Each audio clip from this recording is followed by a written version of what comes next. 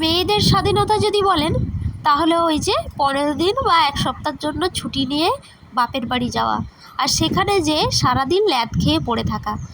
আমাকে তো মা 3বার উঠিয়ে খাওয়ায়, আর বাকি সবাই আমি ল্যাদ খেয়ে পড়ে থাকি। আর বাচ্চা কাচ্চা সব দিদুন দিদুন দিদুন খাবো, দিদুন ইস্যু করবো, দিদুন পটি যাব, সব কিছুই দিদুনের কাছে। আর আমি ল্যাদ খেয়ে সারাদিন পড়ে থাকি। বিকালে শুধু একবার ফুচকা খেতে যাই, আর মাথা ছাড়াতেও ইচ্ছে করে না, আর সাজতেও ইচ্ছে করে না, সারাক্ষণ ওইভাবেই রয়ে যায়। কিন্তু শ্বশুরবাড়িতে সব মেয়েরাই ঘরের সব কাজ পরিপাটি করে গুছিয়ে শ্বশুর শাশুড়িকে খেতে দেয়।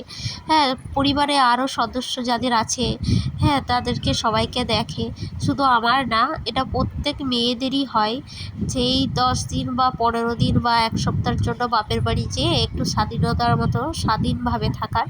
এই হচ্ছে মেয়েদের স্বাধীনতা। তাছাড়া মেয়েদের কোনো কিছুই স্বাধীনতা নেই, সব কিছুই অস্বাধীনতা। তো আপনাদের কেমন লাগলো ভিডিওটা কমেন্টে জানান।